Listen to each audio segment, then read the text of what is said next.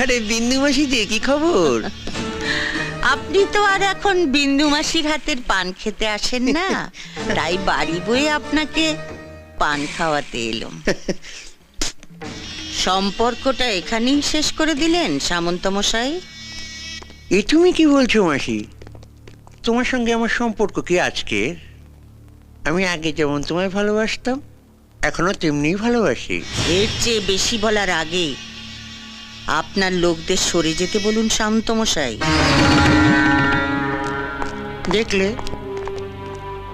তোমার সঙ্গে আমার সম্পর্কটা এখনো কেমন মধুর। গার্ডদের সামনে তুমি আমায় গালাগাল দিলে না। এবার দেব। আমি জীবনে অনেক হারামি দেখেছি, কিন্তু আপনার মতো এক পিসও দেখিনি।